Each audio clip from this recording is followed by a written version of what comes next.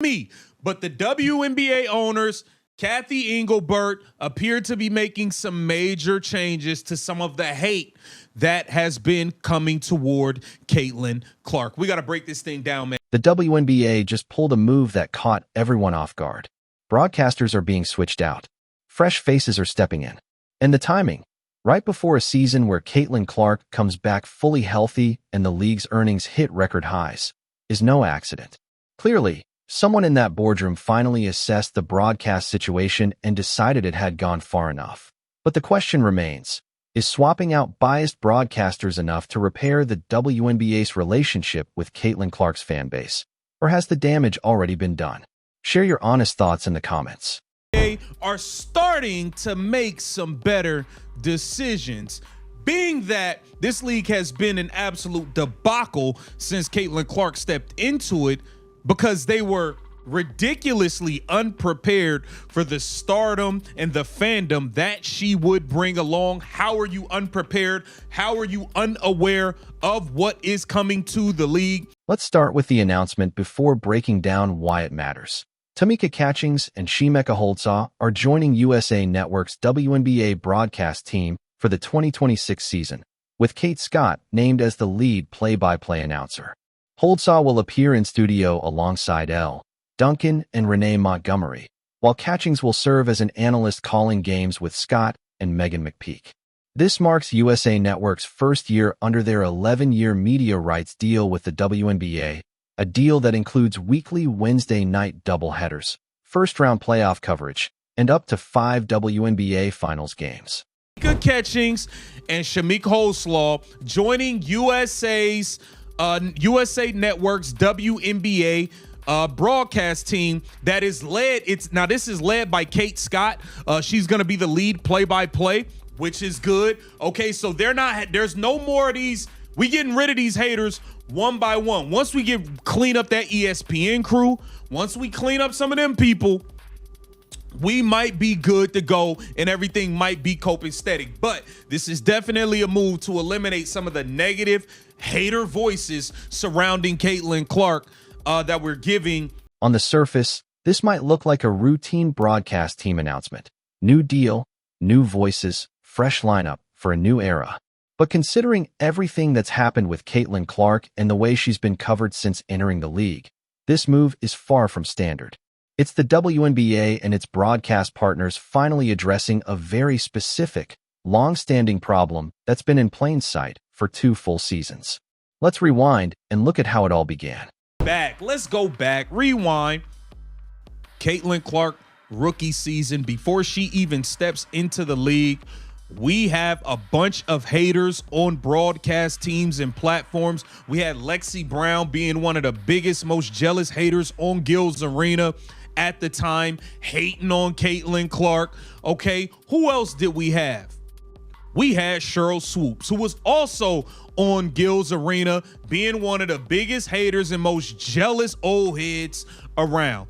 We also had Cheryl Swoops, who was a broadcast announcing partner or whatever for the Dallas Wings games when Caitlin Clark came to town to play the Wings, and she was doing biased, nasty broadcasts. And she ended up getting removed. She ended up getting removed because it was nasty, it was negative, and it wasn't right. It was bad. Even before Caitlin Clark played a single professional minute, negative narratives were already taking shape on broadcast platforms. Lexi Brown was one of the most vocal examples, appearing on what was then Gil's Arena and delivering commentary on Clark that had little to do with basketball and far more to do with other agendas. Cheryl Swoops was another, not just as a general commentator, but specifically as a broadcast partner for Dallas Wings games when Indiana visited. The coverage during those matchups was so openly biased and visibly negative that she was eventually removed from the assignment. That decision should have sparked a broader conversation about broadcast standards, but instead, it was treated as an isolated fix, a one-off correction rather than a signal that the approach to covering Clark on certain platforms needed a fundamental overhaul. Fans noticed what the league chose to ignore. In Clark's first season, reports and social media buzz showed viewers turning off halftime coverage, not the games themselves, because they were tired of commentary thinly disguised as criticism. People loved the basketball, but they rejected the analysis. That's an important distinction that can be measured. When ratings confirmed dips in halftime and studio shows while game viewership stayed strong, someone in authority finally connected the dots. The WNBA has often been slow to see the obvious. They were unprepared for the massive fan following Clark brought. The arenas weren't ready, the infrastructure lagged, and the broadcast teams weren't built to handle an audience much bigger and very different from the league's traditional core viewers. All of this left the organization off balance in ways that cost them commercially during a period when they should have been maximizing their advantage. The problem with negative broadcast was part of that same lack of preparation. When official broadcast voices consistently deliver commentary that your newest and most important audience finds alienating or disingenuous, you are actively driving away the people you most need to retain. The fans who came to the WNBA because of Clark are not lifelong followers who tolerate poor coverage out of loyalty. They came for her. And when the broadcast environment around her games felt hostile or dismissive, they reacted as any sensible audience would, by disengaging from the aspects they did not enjoy. Kathy Angelbert and the ownership group have finally recognized this issue clearly enough to take meaningful action. Adding Tamika Catchings and Shemeka Holdsaw to the USA Network broadcast team is a clear response to the credibility gap that emerged when biased voices dominated coverage unchecked. Catchings brings an element that has been noticeably absent in certain broadcast setups: unquestionable authority. She is a Hall of Famer, a 5-time Olympian, a 4-time Olympic gold medalist, a WNBA champion, someone whose entire legacy was earned through performance over a long career, with no personal agenda to push on camera. She also has real television experience, having previously worked with ESPN's SEC network. When Catchings speaks about basketball, she does so from a foundation that commands respect across all fan bases, not just within a specific segment of WNBA discourse. Holdsaw's credentials are just as strong: 11 seasons in the WNBA, 6-time All-Star, 3-time All-WNBA selection, and a former scoring champion. She also won 3 consecutive national titles with Tennessee from 1996 to 1998. During her playing career, she occasionally worked as a broadcast analyst and has remained connected to the league through mental health advocacy since retiring. What she shared publicly about this opportunity is worth noting. She said she never imagined in her lifetime that women's sports would be promoted at such a high level with this much excitement, and that being part of it is very special.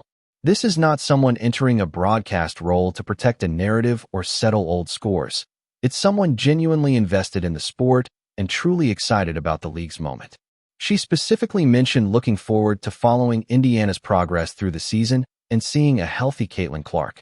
She also noted how interesting it has been to watch Kelsey Mitchell emerge and expressed eagerness to see how it all unfolds. That is genuine basketball curiosity, exactly what analysis is meant to sound like. Kate Scott as the lead play-by-play voice is significant for reasons beyond just the WNBA. She is entering her 5th season as the TV play-by-play announcer for the Philadelphia 76ers and recently became the first woman to call an NFL regular season game for Westwood One Radio, covering the Steelers-Vikings matchup in Ireland as part of the NFL International Series.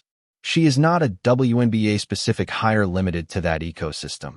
She is a fully credentialed sports broadcaster with top-level experience across multiple sports who happens to love women's basketball. Her comments about the role were direct and genuine. She said she cut her teeth covering women's basketball and had always dreamed their paths would cross again. Watching the WNBA Finals and knowing she would be courtside calling games next season, she described as nothing short of thrilling, an honor, not just a job. How she frames her coverage matters because it shapes the way she approaches these games. Someone who sees this role as an honor isn't going to spend halftime segments airing subtle complaints about the league's most popular player. That said, it's important to recognize what this announcement actually changes and what it doesn't. It doesn't fix the L. Duncan and Renee Montgomery dynamic, which remains part of the studio lineup alongside Holdsaw. Both names carry baggage in this context, with Montgomery, in particular, having delivered coverage that Clark fans have often found frustrating for its selective framing. Bringing Holdsaw into the studio adds a counterbalance. But balance only works if every voice is given equal weight. If the neutral and positive perspectives are still drowned out or sidelined, the core structural issue remains unresolved. The issue has only been made less visible.